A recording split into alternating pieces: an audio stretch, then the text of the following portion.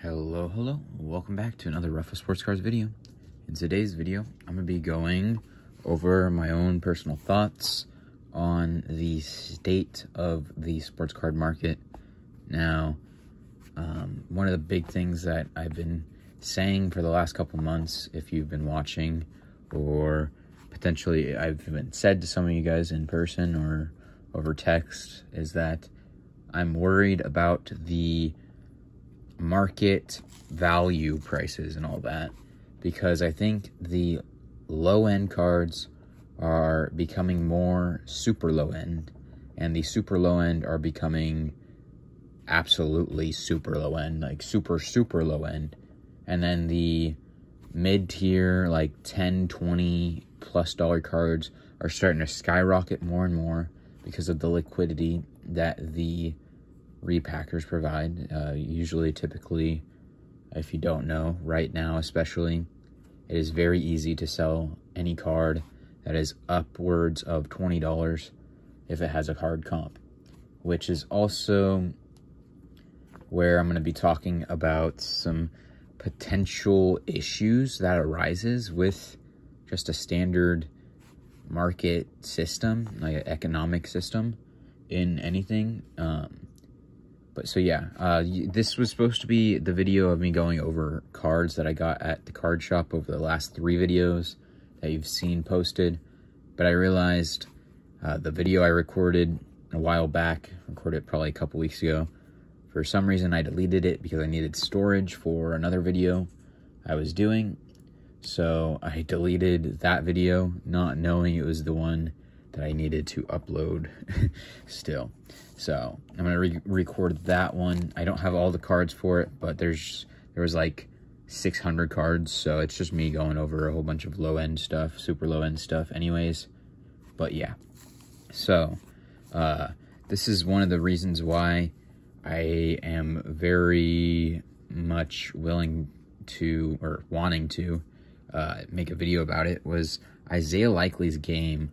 Obviously, he had that huge, almost game-tying touchdown, potentially even a game winner, because it looked like they were trying to go for 2, potentially, if they had scored, but his literal toe was on the line. If he had a smaller shoe size, he would have scored a touchdown. 2 touchdowns, technically. But he had an insane game. He was actually playing more than Mark Andrews was. But that's also in part because the Ravens' offensive line was not the best. So they needed Isaiah Likely to go out there and step up. But what I'm calling the Isaiah Likely factor is this card before the season started, Isaiah Likely factor, the Isaiah Likely, I guess it could be used as factor, but the Isaiah Likely paradox or something like that, I don't know. But the method of, I've tried to sell this card for $50 before the season started, like maybe July, I think it was July 9th, exactly. But it's a rookie ticket variation stub, so it's numbered to 80, his jersey number, and it is also bookend and jersey number, so 80 of 80. These are one of the more sought-after cards. The stubs, the ticket stubs, probably behind the cracked ice version of it. But I tried to sell this card for $50 back before the season started. There was a card comp for $40. I felt like that was really fair to offer people to buy. I liked Likely. And then there was another comp right after it that sold for about, I think it was like $20 or so, maybe 25. I'll put up the numbers here potentially. I'm not too sure. I'm just trying to do this fast because I need a video for today when you're seeing this literally in less than 6 hours. But I decided to run it on eBay after the game he had and the Ravens, obviously. But that was also in part because of someone saying I should run it off 5-day auction on eBay and do it now because of the game he was having. So technically that was even before he scored a touchdown. So I kind of made a self-promise that if he did score a touchdown, I would just list it and see what it goes for. 2 different cards of the rookie variation ticket stubs, autograph obviously, sold for 90 bucks. So I also have an offer to buy this card outright for 100 bucks on eBay. So I know this card is definitely worth 100 plus at the state of it is right now. But to think maybe a month, 2 months before, I had tried to sell this card for 50 bucks. There was a bad comp on it for 20, 25. So then that made me have to put a backseat to sell this card. And now it's already, I've literally posted it maybe 3.5 hours ago. And this card's already at $41.50, I believe it is, or $41, and it has shipping on it too. So it's already at that $46 mark. Obviously, with the $90 sale, it's going to climb faster and faster and faster, especially being the last on the print and all that. But it just shows you what I'm saying is that cards like, and obviously I don't want to say this because even I like the low-end cards, but I have different points and all that I'll make too. But like David Montgomery, like just the random illusions and inserts and all that are going super low end. Like the super low end's going super low end. And these cards are starting to skyrocket more and more and more. And I'll tell you this, on a partial subconscious and potentially just conscious thing, people are realizing when they're purchasing cards like this. I have other cards I could show, but so like once you get to $20 and up, once they, like, subconsciously, it's a lot less to risk. So let's say you spend 25 bucks plus 5 shipping, and then, you know, you get 25 bucks, 5 shipping. So like you spend 32 bucks all in. Well, that card has a comp now of 25 bucks. You got it for 32 bucks to you.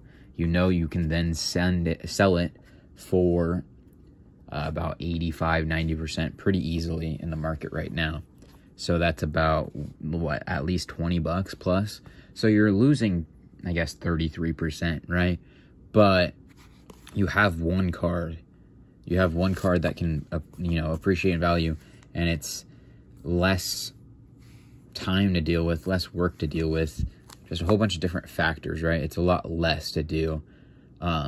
This also, I'll touch on that also, is I'm confused on why more and more people aren't just buying cards that are above $20. Obviously, consistent sales and all that, not just going out there and buying a random DTR optic rated rookie and spending 20 plus bucks on it and doing what I'm going to say here is, well, why not buy raw to grade knowing that? Obviously, it's a lot, you know, more risky, but if you have the capital and the money to do so, it makes a lot of sense in my eyes. I don't know. Like, for example, right?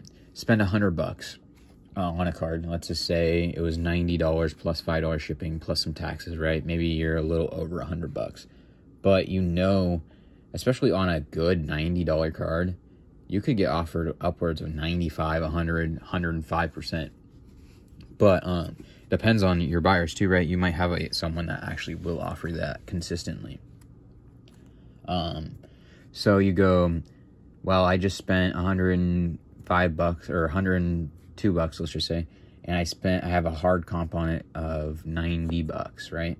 Well, now let's just say you're at 80 bucks. Well, 102, right? So like I say 80 bucks because someone will offer you 90% of a card, right? Potentially.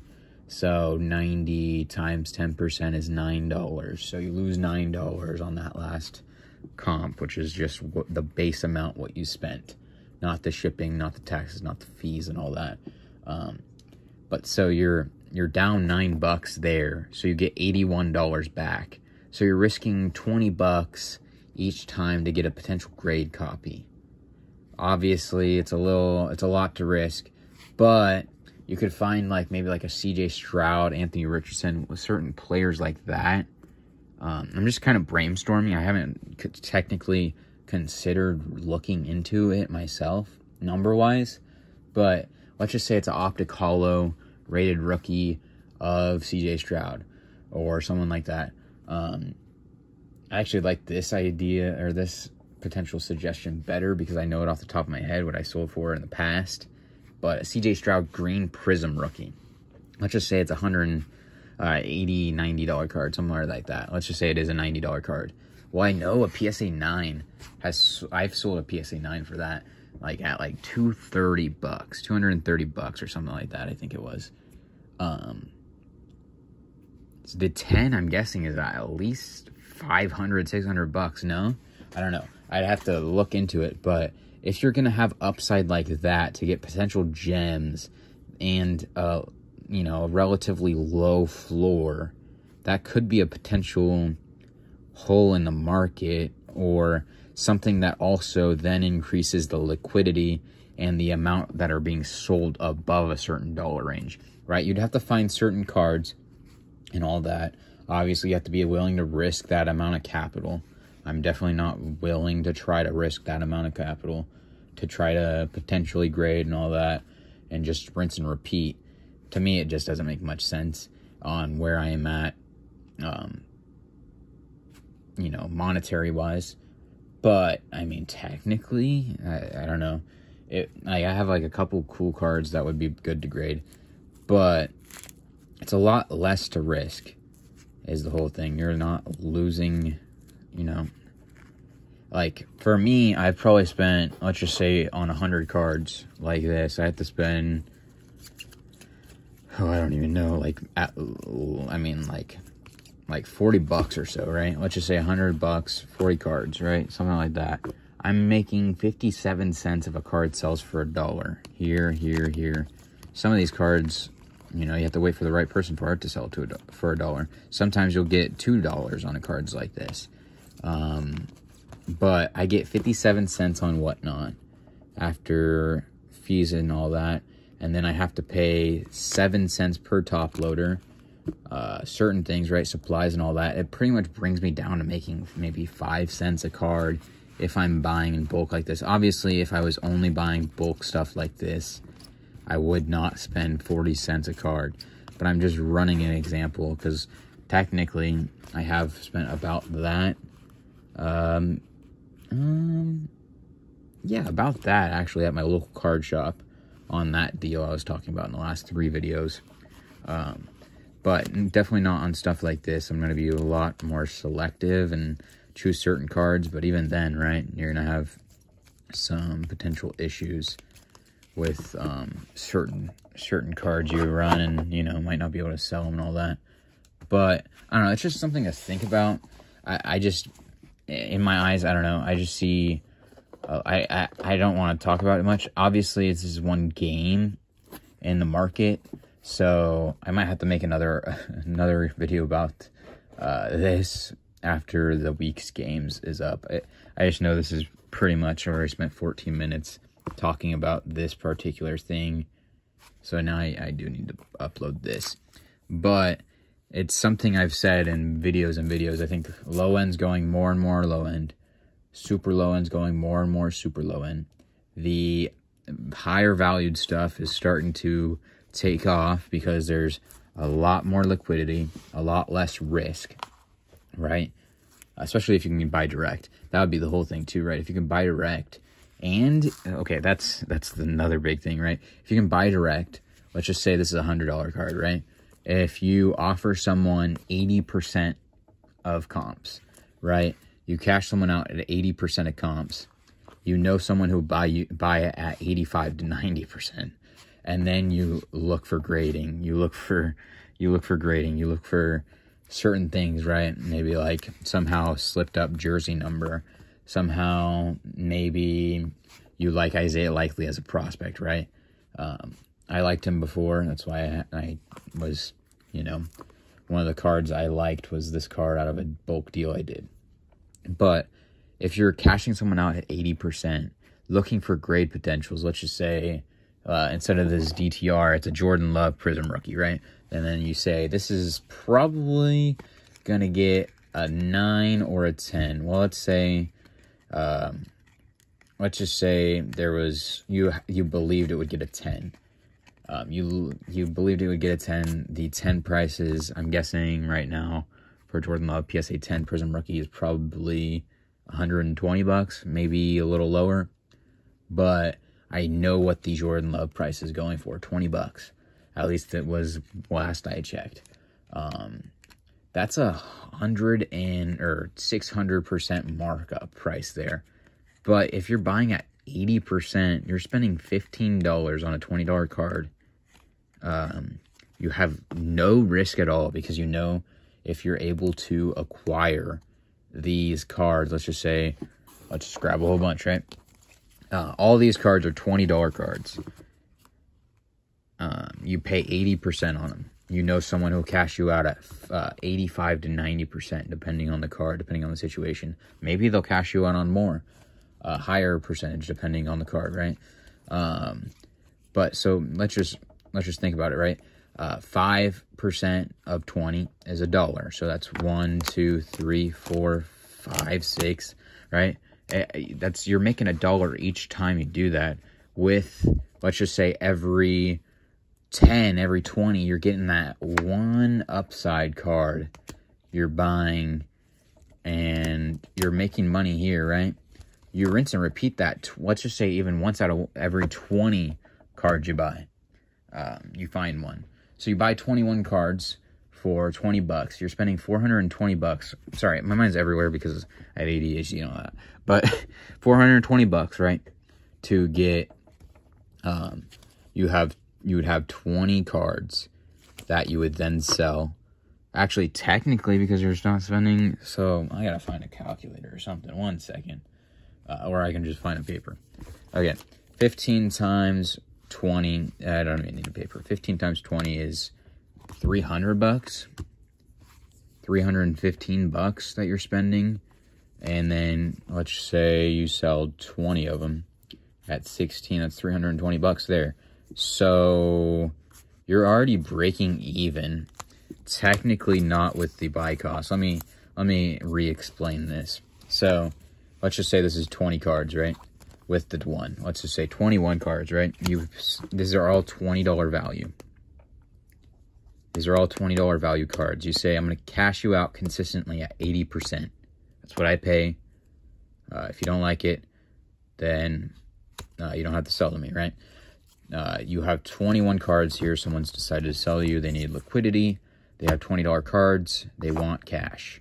So you then go and spend 21, or you buy 21 and spend $15 per card. And now you're at 15 times 10 is 150 times 2, or another one would be 315 bucks. Technically, you're into profit even. So on these 21 cards that are valued at $20 a piece, you're spending $315. You know somebody that will then purchase at 85 to 90%. Am I actually underestimating what you can get out of this? 1 second. Let me think real quick. Okay, I am underestimating what you can get. You can get $17 for every one you sell if you knew someone that was going to be able to cash you out at 85% for $20 cards. So that even makes it where you're getting more money than what I originally thought. Let's say every time out of 21 cards, you find one card that's worth grading to you, right? Well, you're getting $340 if you sell the 20 cards that are not gradable. You're then a positive 35. You're at $35 gain just by doing that. Just by doing that. Obviously, it's a lot of capital that you're putting into it and all that. You're providing liquidity to someone that might not have it, right? But you're already positive 35 plus the one card that you think will gem. So you take that 35 bucks, You send it off to get grading with that card. Let's say you do hit a gem, right? Now you're into, let's say you spent that 35 bucks. So, right, you're done with the 35 and you send it off. Now you have one GC, one graded card. That is now worth $120. 120 bucks there, right? Let me rewrite it. You have one graded card worth $120. This is the value that you've now made for yourself. You just purchased 21 cards to finally have $120 profit. You spent 320 bucks.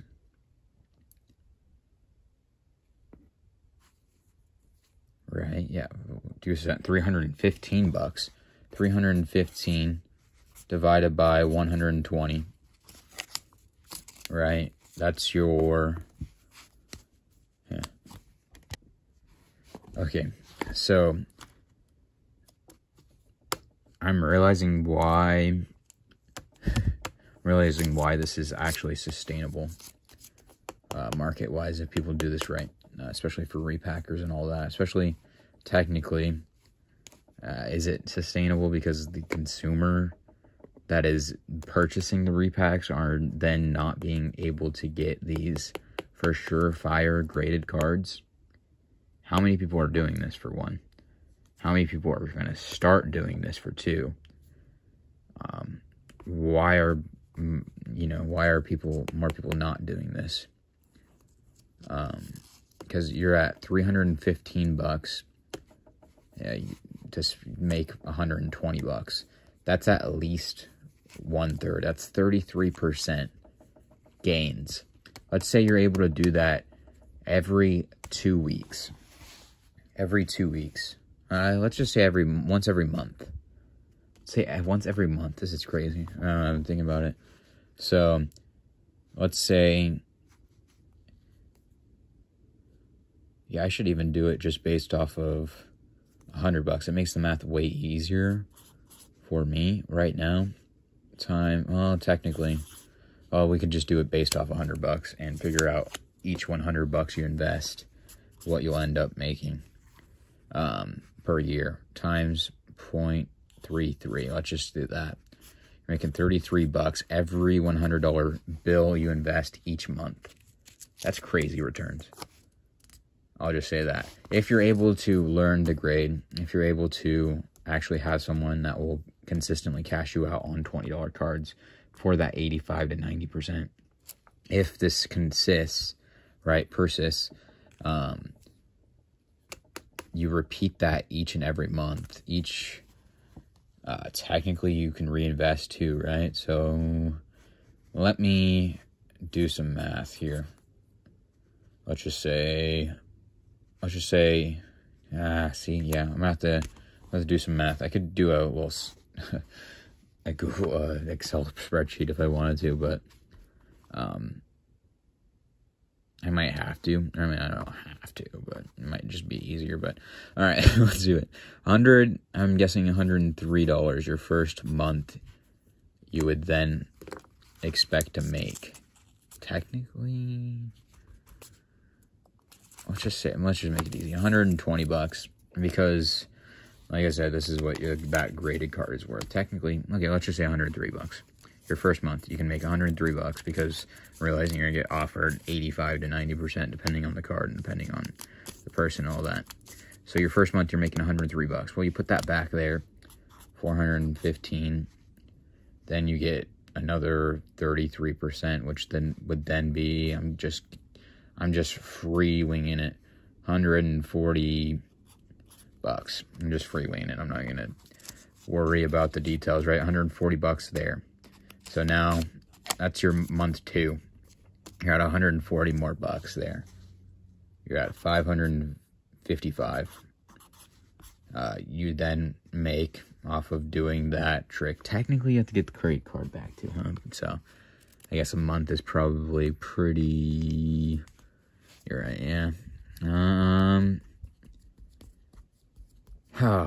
I guess, yeah. well, let's just say you can do it 10 times in a year then. Give or take, right? I guess technically the faster you spend it in surface level wise, right? You can get it back faster too. So 10 times a year, $555. Let's just say you're able to get 200. Let's just say 200. Then that's that. All right, we're already at 3 times. This is 1, 2, 3. All right, 1. That's the first month, second month, third month. You're then at 755. Now I understand why people are doing this a lot. 755. Yeah, now I realize why people are doing this. Obviously, you have to, execute it, right? But you then get 200 and let's just say $50, which is probably a pretty fair, accurate thing. This is month 4, right? Let's see.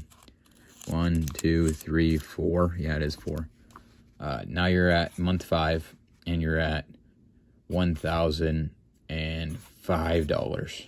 Now you're making 33%. So let's just say $330 there. Yeah, it gets crazy, huh? It gets crazy. You could not see these returns in the stock market most ways that you do it, right? And that also, and technically even housing, right? Depending on how you do it, depending on, if you got immaculate or literally the most perfect timing, I'm not sure you could see returns like this in 5 months, especially if you only have $330 to work with. Obviously, you have to execute it. You have to find people. You have to find consistent sellers. You have to find, you know what I mean? But yeah, so let's just, month 6 is $1,335. Then you get 420, let's just say, profit. I'm just literally completely winging it at this point, but 1755 is then your new number. At 33% is then, I mean, you're at least at $2,000 right there. $500. I don't know. I'm just literally just estimating what. I mean, technically, every now and then you're gonna find better and better sellers too, right? That don't know how to grade, and if you know how to grade, boom, boom, boom. So $500. That's $22.55 there. 8 month 8, or sell 8, should we just say? It's already at that. You're at, let's just say 600. Somehow you get $600 here, which is very probably achievable too. 28.55 there, or actually, sorry, no, it is 28.55. You're at month 9 here, or sell 9, and then you go, let's just say $700. I don't know. I'm just at this point just trying to get examples here. But 35.55 at month 10. Then you sell off your stuff. You realize you have some nice graded stuff. Then you have $800 here of profit or whatever, right? And then your final number, let's just say, is then $43.55. Well, that's easily 10x your money here. Very easily 10x your money. Obviously, you have to do it, right? That was literally the starting point, was $315 to that.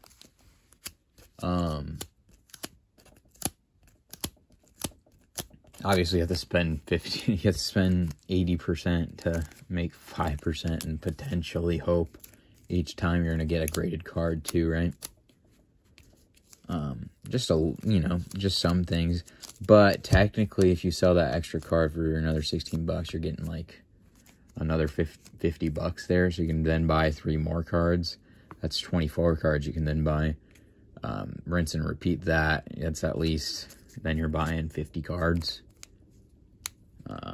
Just off the top of my head, right? At least, I don't know. There's a lot of ways to do it, right? A lot of people might be upset that I've even started talking about this too. But my whole point is that I'm worried about the avenues of selling certain types of cards.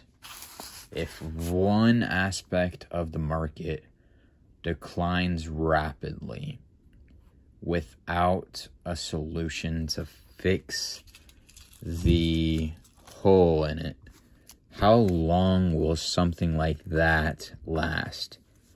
Also, another thing would be how much more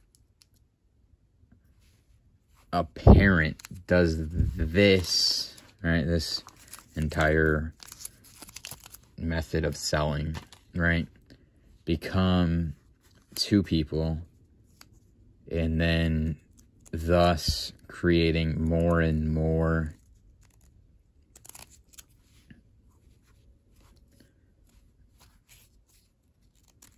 I don't know how to explain it. I mean, I obviously, you know, but the more and more high-end stuff that's easily sellable and all that, that's just going to go up, right? It's going to increase. The low-end stuff that is not as easily sellable, all going to go slope down. It's going to be stuff like the 80s and 90s stuff that you just absolutely cannot get rid of. Obviously, I don't know, I'm not making, I mean, yes, technically I am making something out of saying this, but where I think there's a lot of value in doing something like this, I think there's too much happening. I don't know. When something seems this easily achievable, and you know what I mean, like it's so lickety snap quick, right, to sell a card at a certain percentage depending on the buyer and seller, right? And the card too, right? You have to know the cards to do that. And with too, you have to have the buyer, you have to find the seller. It's just certain things too, right? I don't know. I obviously, I mean, I should start doing stuff like this too, right? I mean, technically I am, but on a smaller scale. But I'm not. But I am, but I'm not. Even if you know what I mean? Like, I'm not able to liquidly cash. I'm not able to cash out consistently and be like, all right, this is $2, this is $2, this is $2, this is $2, right? It just doesn't happen with the low-end stuff. Obviously, someone can come in and change that. Do I think that'll happen anytime soon? I don't. I don't think that'll happen anytime soon. Whatnot is definitely helping that aspect of things out. Technically, I'm not sure if the market is just going to completely evade cards like this now. Which I surely and certainly hope not, right? Just based off of all the cards you can see me have, right? I spend a lot of money on stuff like this, but there's always going to be collectors of stuff like this too, right? It's not like someone has to spend upwards of $20 when they can see themselves spending $1 and, you know, let's just say $2 on a Michael Wilson optic or Donruss rated rookie, right? Deuce Vaughn, Quentin Johnston, just a backup swinger Hubie, right? Something like that. People can see themselves spending that, depending on the person, right? But where I think it could help is if certain people, certain buyers realize the liquidity and the method of making money with this type of stuff, right? If they're able to execute and do that, right? Well, that $300 that then they were going to spend on cards like this, let's just say you're able to get 300 cards that were $1 a piece, right? Well, if they go and do that method and all that, you can then turn that into technically, you know, exponential amounts. So then you can get 4,000 cards, right? Just an example there and all that, right? Obviously, people are going to be selective over what cards they want, right? You know, not everyone's going to want a Michael Wilson, Don Rustrader rookie. There's certain aspects, like not everyone's going to want Jake Haener, just like examples, right? But more like a better, like someone's going to want this Kyle Pitts NFL debut green Prism card. Someone's going to always want Tom Brady. Prism rookies are going to sell pretty well. Mark Ingram, red, white, and blue might be nice for $1. You know what I mean? Like certain aspects. Quentin Johnson, clearly Don Rustrader rookie. AJ Brown, select rookie. Breece Hall on the Prism variations rookie, right? Josh Palmer, red, white, and blue. Justin Jefferson, silver Prism. Brock Bowers, tight end for Georgia. Well, technically the Raiders. But autos are going to sell. There's certain aspects, right? You have to be more and more selective. Is what I'm realizing too, right? I have to find the right markets and all that, and hopefully be able to sustain a better and better inventory, right? It's where probably I have the most trouble doing is making sure I sustain the right cards for my Whatnot stream. That I think will sell really well. Like I pointed out, some of the Kyle Pitts, some of the autos, some of the certain select fews that'll sell better and better instead of like the random Don Rustrader rookie cards. But I don't know. I'm being more and more selective of what I buy is the whole thing. It's nothing on anyone. It's just what I have to do. Especially because I have called it.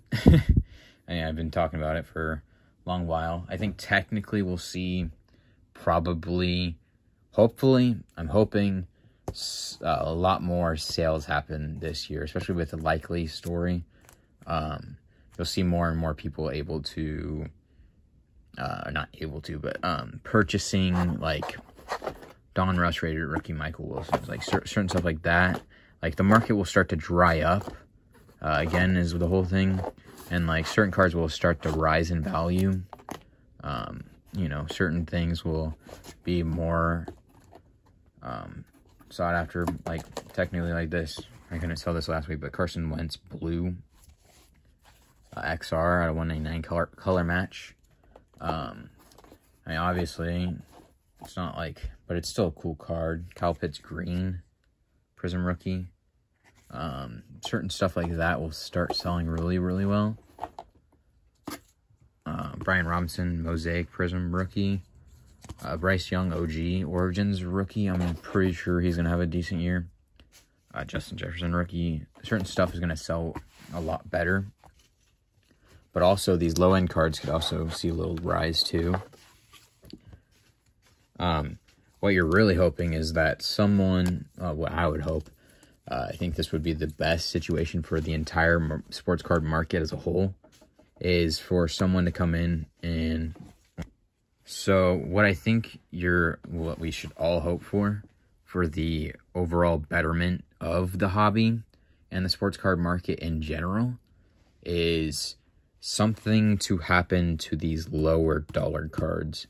Some of the sort, potentially someone figures out a way to repackage low-end blasters. Something of the sort like that might actually, and I have had that idea to do, of like literally just cool inserts and cool rookies. Like Rashee Rice, Rookies and Stars rookie, a cool color Prism rookie, right? And then bundling them all together, let's just say 24 cards. That's usually what a blaster is. Sometimes they're more, sometimes there might be less, I'm not too sure. If there is any less, I'm pretty sure it would be 24 is pretty much the standard. But 24 of these cards, all just cool cards, right? Not like talking base vet. This is a retro throwback, whatever they call this one, right? But something like this, obviously you could sell it by the pack to 4-card pack for $3, right? Something like that. If that's able to take Storm and actually be able to be something like that, someone makes literally, let's just say, a 1,000 case or 1,000 pack case like that, 4 cards a pack with 4,000 cards of just cards like this with chasers in it too. Like something like that could definitely solve all of what I've been talking about. It would also end up making these and these cards that are $20 and up start to go up more and more and more. It would all around be the best thing to the hobby, I think. Just from an economic standpoint, if someone can actually execute and figure out the best possible way to make these cards liquid again, okay, I'm sorry, to make these cards liquid again, and obviously they are liquid in and of themselves, right? I mean, obviously they're not liquid, but obviously, you know, like someone's always going to want something like this for $1. Is the whole thing. But you have to find someone to get $1, and you have to get, you know, you have to be okay with getting whatever you're able to get for the $1. If you're able to if you're using like a platform online, like Whatnot, they're going to take their fees and all that. Mainly the payment processing fee is a big one. But if you're able to get blasters like this, potentially, you know, I don't know. There's a lot of different ways you could do it.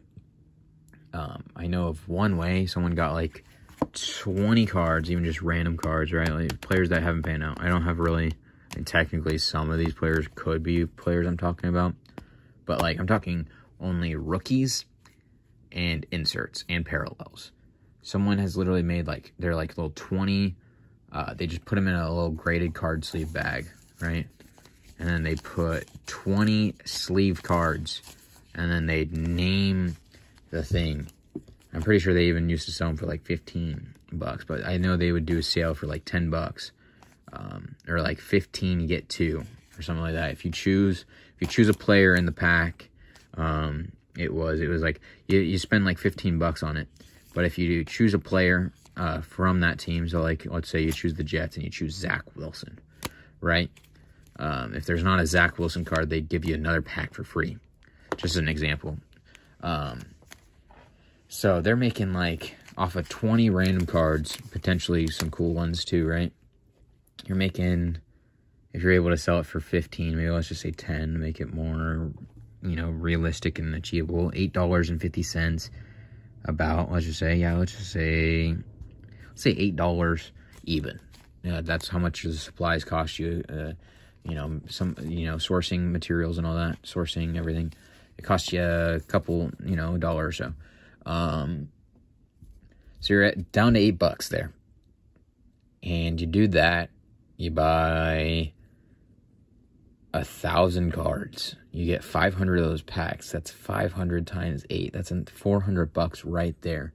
I know people who I bought deals myself of 1,000 plus cards that I bought one recently for $180. For about 1,000 cards. Well, technically 1,300 about was the estimate. 1,300 plus, and then a whole bunch of just vet base cards. But if you're able to do something like that, that does solve the liquidity thing. If people are actually, especially people are able, you know, if it starts to be like, you know, a fun thing, like 10, that's pretty cool, right? But if you're able to do like a chaser where like, you know, once every so often you'll put in $20 card, like a Jordan Love rookie, for example, CJ Stroud Prism rookie, something like that, right?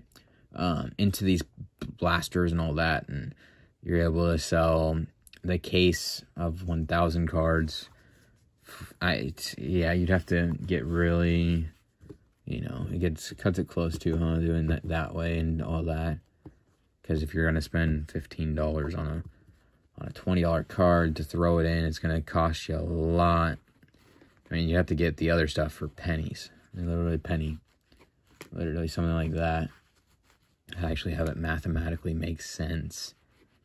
But yeah, I mean, it's just, I'm just brainstorming ideas and all that, right, too.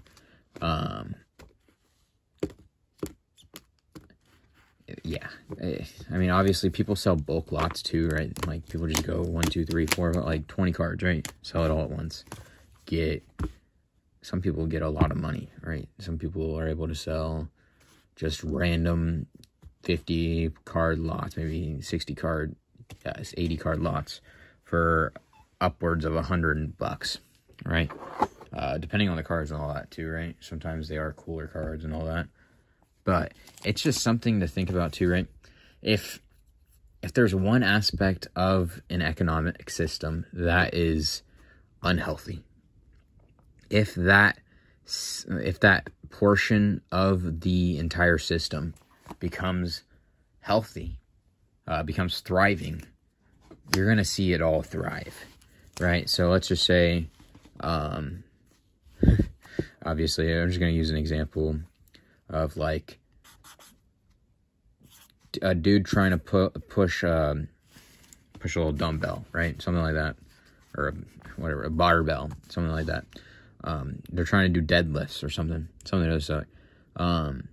Dude's trying to push it. Well, his that's my little drawing of a guy trying to something like that, clean or something like that. I don't know. He's trying to lift that barbell with the weight attached to it. But he's realizing this portion is going down, right? It's more leaning like he's more lifting it like this, and he's got worry, right? Something like this. Like he's like worried. I don't know, I'm not a comic artist, but he's worried. This side's weighing this one down. But if you're able to address that situation, you're going to get it to do that, right? And then you're going to finally be able to lift that barbell way above your head, right? Well, let's curve his arms, something like that, right? I don't know. This is, you're able to finally get it way above your thing. Not Illuminati confirmed. Just saying, if anyone thought of that. Whole point is that too, right? Let's say reduce, reuse, recycle, right? If you have that little bit of, okay, I don't want to make a triangle after talking about it, but reduce, reuse, recycle. You have these three, right? Reduce, reuse, and recycle. Somehow reuse starts to be out of the system, right? You don't have reuse anymore. So now you have only reduce and recycle. Well, the reuse portion of that is a big portion of sustainability of things, right? If we're not able to turn this plastic into anything, if we're not able to reuse it, right? So let's say you get a team bag. Sorry, this is just a massive tangent. You're not able to get a team bag and use it for whatever you're wanting, right? Somehow, for some reason, president-to-be, whoever that might be, says, no more reusing, for some reason, right? The entire ecosystem of things becomes jeopardized. And that's because reduce, reuse, recycle, if we're talking about sustainability as an economy, right? If we're talking sustainability as an economy, those are the three big things. If we're talking sports cards as an economy, as an economic system, you're talking super high-end, let's just say high-end, middle tier, and low-end. It's the three tiers, right? If one of those tiers becomes non-existent, right? Becomes non-existent, you're not able to sell low-end cards anymore. they become so out of touch with society, right? They're, you know, frowned upon owning, right? Which will never fully happen because of collecting. But let's just say middle tier and high tier then start to skyrocket because you see low end, right? Technically, here's another, right? I'm gonna have to end this video pretty soon. Let's just say the market's steady like this, right? Market is usually like this, right? You have quantity and demand, right? Quantity meets demand. That's where your prices go. That's why we have low end. That's why we have high end stuff, right? That's exactly what a market does. That's the economic system. But if you then remove half of this, you have half of this now. And then that's your graph. Well, guess what's going to happen? Eventually, there's a hole in this entire ecosystem. There's a hole in this entire ecosystem. What's going to happen with this gaping hole right here? What's going to happen? If the graph is looking like that and all of this is an abyss, you're not able to sell stuff in at the local flea market, at a farmer's market. You realize that people don't like these, you know, certain things, right? Let's just say you're a farmer and you have strawberries, right? Strawberries then become this gaping hole abyss you can't sell. So now no one ever wants to buy these strawberries. No more strawberries. The gaping hole. Well, what happens to what happens to the other things that are able to be sold? Well, they start to go higher and higher, right? So that was how it is, right? You have this gaping hole you can't sell. Well, let's use this as an example. We have this now. You have to get a bigger one. So now it starts to move that way.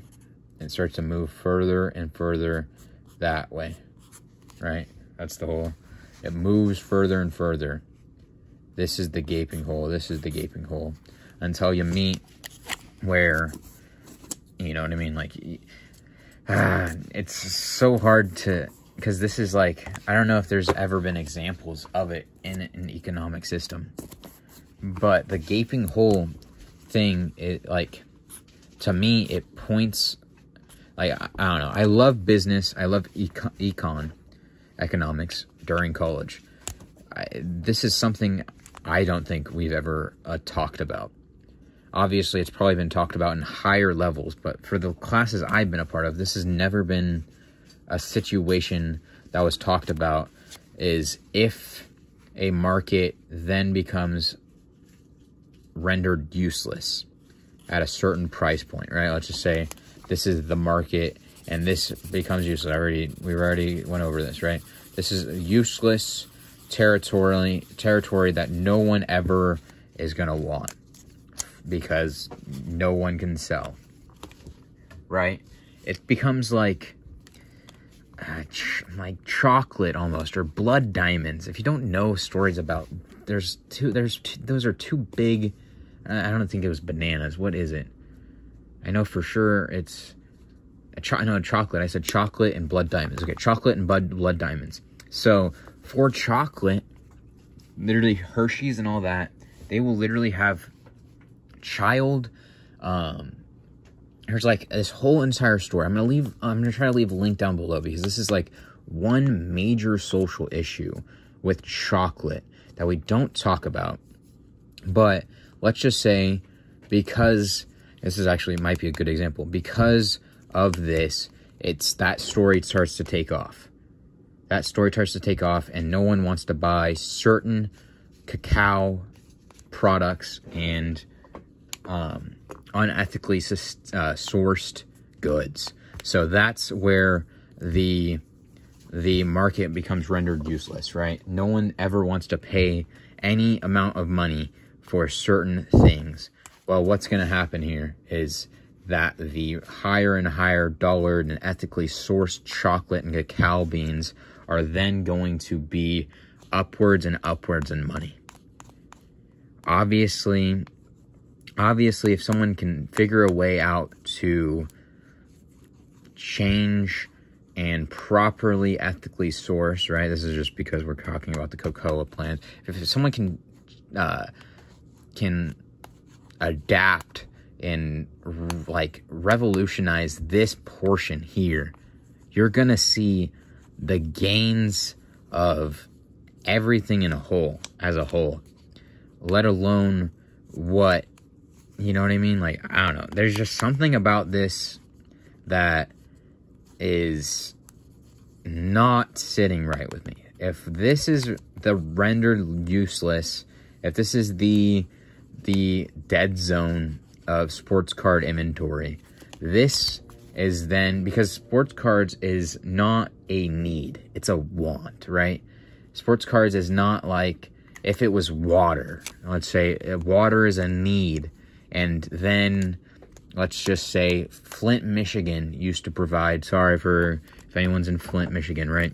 Sorry but this is the amount of water that was sourced in Flint, Michigan.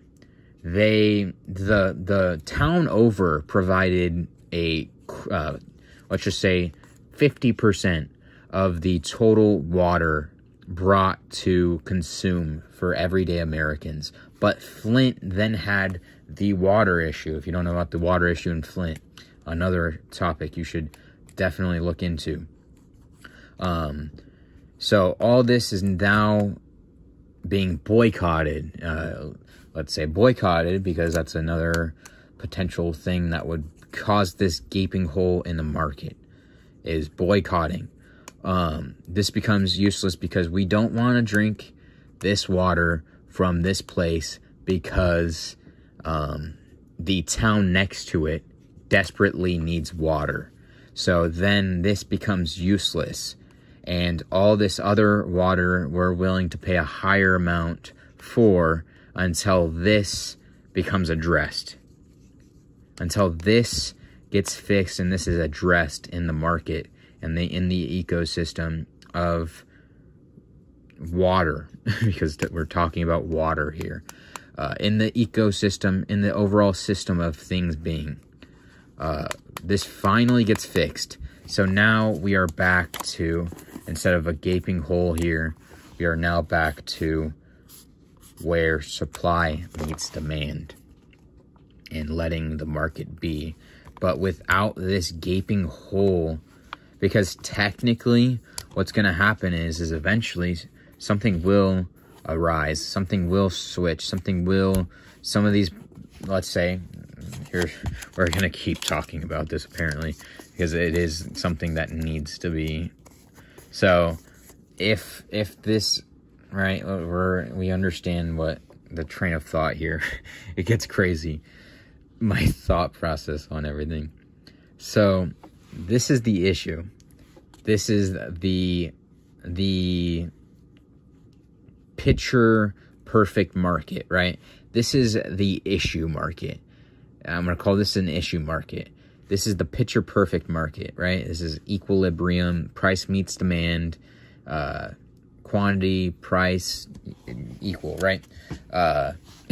So you go from here.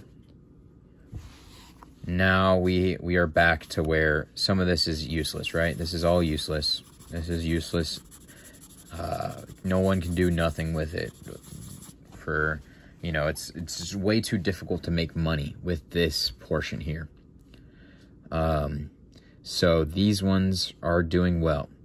Well, if, let's say, they start to be declaring bankruptcy, something of the sort, some of these big name players start to drop out because of the non-support from overall community in sports cards. So what you're going to see here is then it shifts downwards. The overall market shifts downwards, and downwards to this. If, especially without a safety net here, the safety net of being able to address this need, because technically it's going to shift. It's going to shift back this way. It's going to start to shift this way more and more. It's going to do more and more of a left-hand turn. As nice as that looks, let me redo it. They're just going like this to this to this.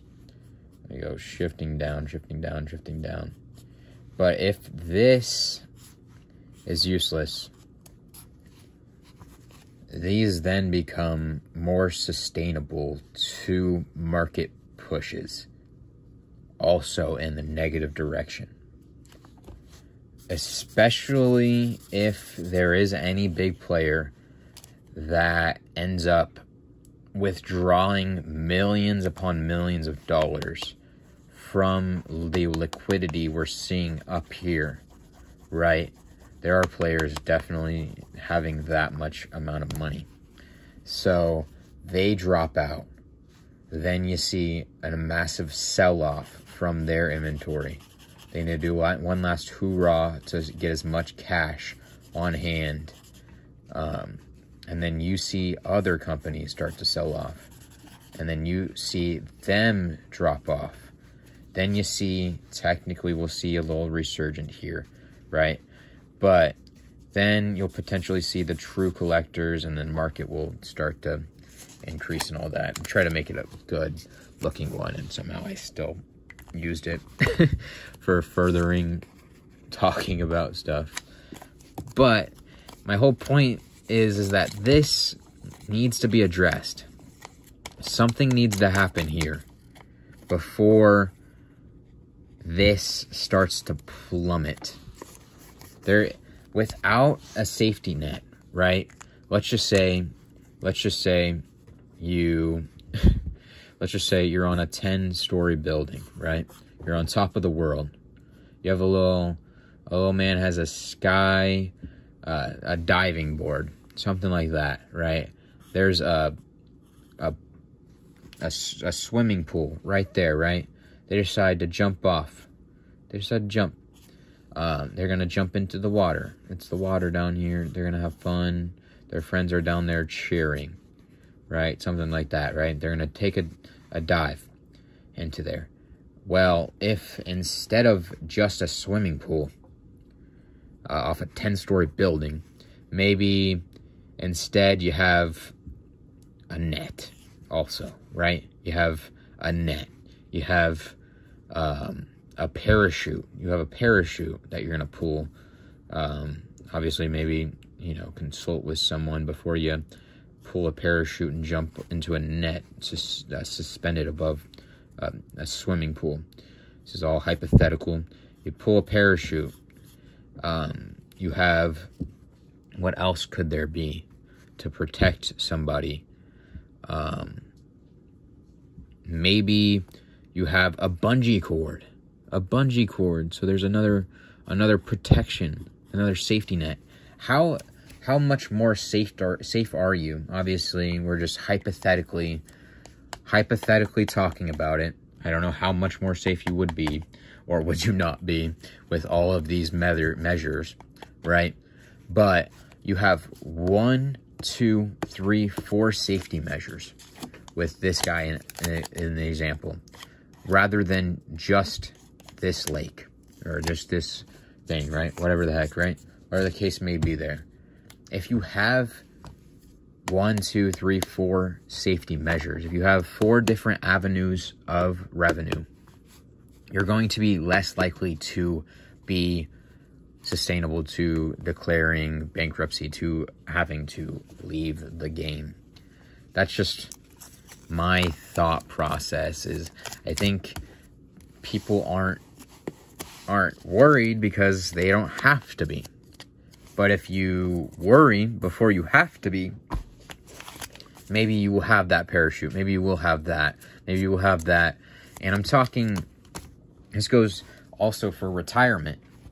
This goes for retirement. This goes for a whole bunch of different like, you know, sustainability, like this fits for economic situations. It fits for markets in general. This fits for a lot of different things, right? If you have a 401k, if you have a Roth IRA, if you have a business, if you have business, if you have real estate, if you have a side job, if you're reselling stuff, if you're, you know what I mean? Like if you have another business, if you have,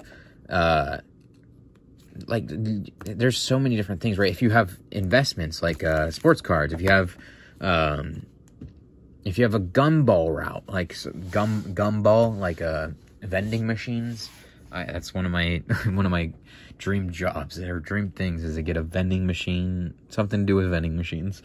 So vending machines, right? There's a whole bunch of different things. You have so many different cushions rather than this, right? You're not addressing a big portion of retirement, which is making sure you have all those different avenues. You're just trying to start from here, right? Now this is where you put the market, right? Where there's a lot further of a fall to go from here without having this as a thing. There's a lot further of a fall.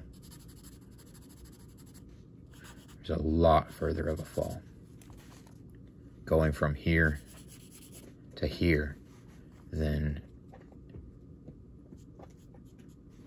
here to here. I don't know. It's something to think about. Obviously, there's a lot to comprehend and understand, but this is my best illustration of anything, right? There's, like, I don't know, there's, the best thing I can say is that it's of a fall from here to here to here than it is to here to here, right? It's a lot further of a fall. If this is being neglected by many, it's a lot further of a fall. Just something to think about. Obviously, I hyped up this avenue of selling a lot, but this avenue of selling being neglected shouldn't be completely avoided. And, you know, this avenue of selling, this avenue of the market shouldn't be completely left to sit, left to die, right? It shouldn't be, because of just the sheer uncertainty of free fall. Let's just say that is the pace of which the market is. Okay, let me do one last one and then we're gonna call it here. Let me redo that, because if this is the market in their eyes, right? If this is the market in their eyes, they don't want anything to do with this market here. Let me make a dashed line here. If they're here, let's just say I'm gonna do dots for the market down here, right? This is the market down here. This is the market I operate in most of the time. This is the market they operate in most of the time, right? This is that market.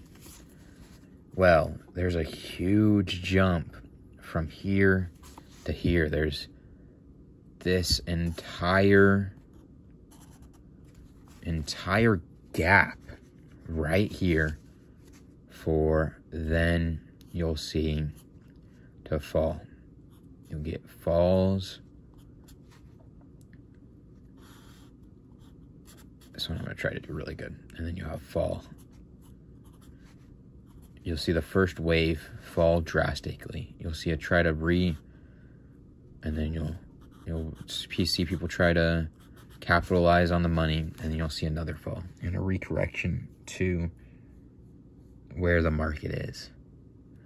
Obviously, in a big term thing, this is just all an idea and all that, but this is the best way I can illustrate where my thought process is on what I'm talking about here. There's something up with this dead zone. They don't, like, that the repackers don't address that. Obviously, it's an issue. It's an issue because this will happen. I mean, obviously, I'm not able to say, you know, like, it's more likely to happen than, it's more likely to happen, and then we're done with this for now. It's more likely to happen than this being the thing, right? Unless if everyone starts to jump on it, then it increase in price to more and more and more. Obviously, it is, but it's not at the same time. It's to make this jump, you would have to see, like, for example,